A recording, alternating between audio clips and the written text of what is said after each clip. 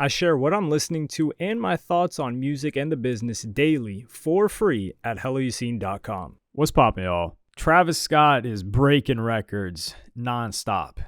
That's not a Drake reference, although whatever probe that Drake was running into iHeartMedia, we might have to be running into Travis Scott to look at the support that he's been getting and how, I wouldn't say manufactured, but how propped up Travis Scott has been in the industry, because Travis Scott's 4x4 is the worst performing number one single in history. This song debuted several weeks ago, I would say 4 weeks ago, about a month, and it debuted at number one. And I remember when it released, I made a video about it, and I said, we're going to have to see, because sure, a song may debut at number one and people have mixed feelings about the quality of the song, but if the song falls a bit and then is able to catch momentum and then go back up the charts, then we know he's got an actual hit on his hands. So let's at least give it some time. Travis Scott, as he usually does, Travis Scott is a brand more so than just a musician.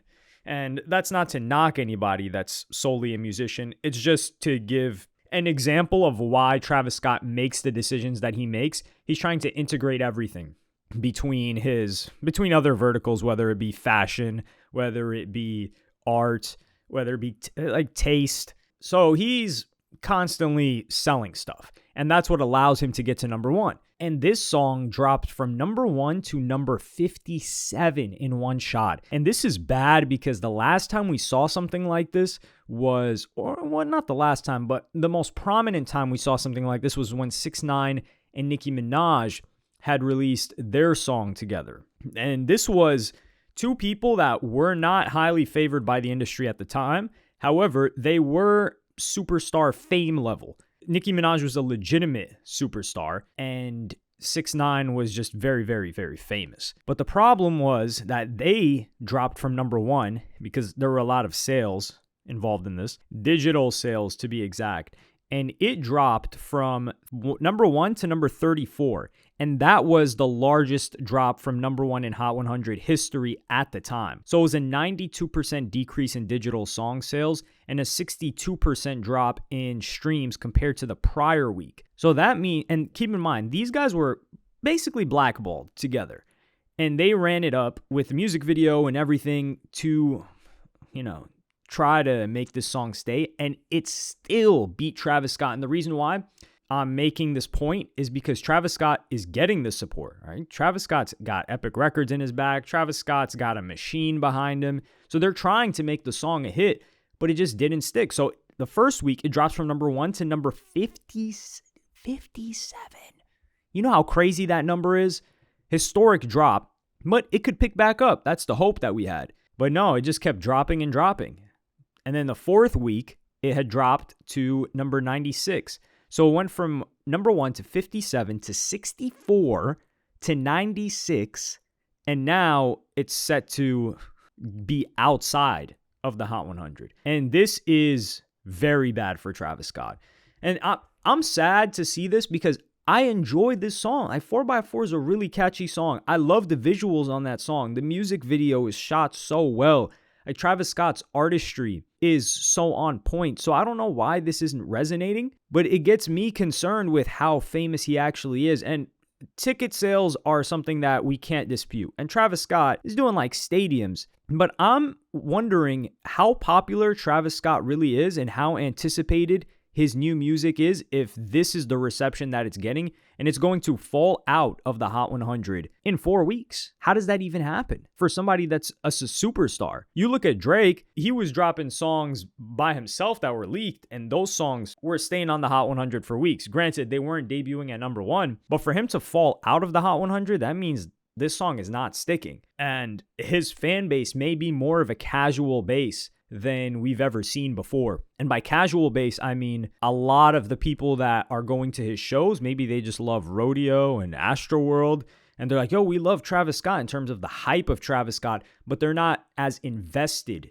in Travis Scott's new releases as they would be about, let's just say, a Bad Bunny, for instance, right? Where they're waiting to see whatever he drops, or a Summer Walker, or I don't know about Post Malone. There's a lot of, or a Tyler, the Creator, right? Like Tyler, the Creator's been on the charts for like 17 weeks with his song Like Him, or maybe 18 weeks now. So these are examples of artists that are staying on the charts consistently.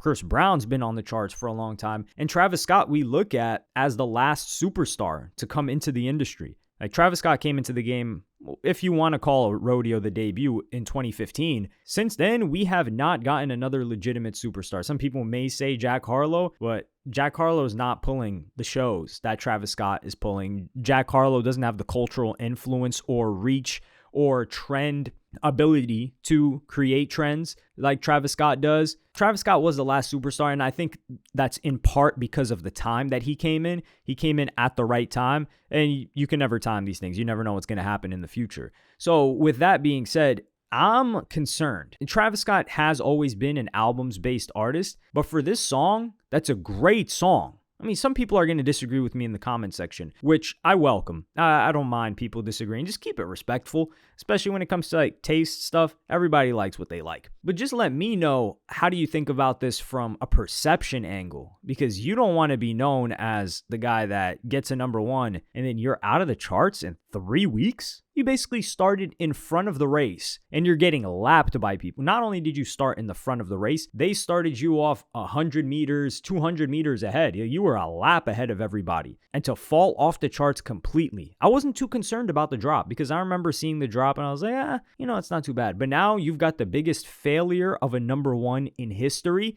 These headlines don't look so great.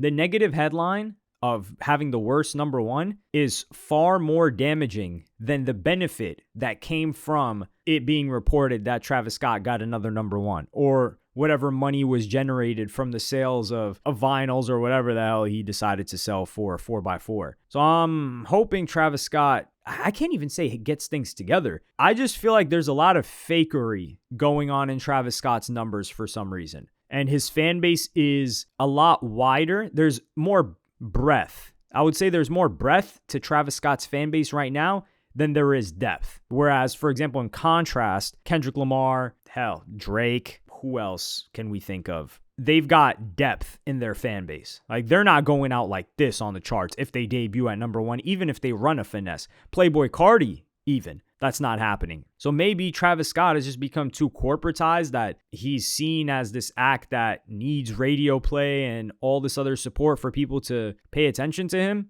I don't know, but I definitely don't like this outcome. And it screams that there's a clear separation between Travis Scott and his diehard fan base for this to not do well, because a song would have to be garbage to perform like this and to fall off the charts after being at number one. And this song is not garbage. Even if you don't necessarily think the song is as good as I think it is, I think it's a really, really solid song. I'm sure you can admit that it's not bad enough that it would be the worst performing number one ever. Keep in mind, this dropped from 1 to 57 versus Nicki Minaj and 6ix9ine's song that dropped from 1 to 33. And that was the worst at the time. So it damn near doubled how poorly they fell. But let me know what you guys think in the comments. Like, subscribe, and hit the notification bell if you enjoyed. Follow me on Twitter and Instagram. Go to helloyassine.com for exclusive updates ahead of time. And I'll see you in the next one. Thank you for watching. Peace.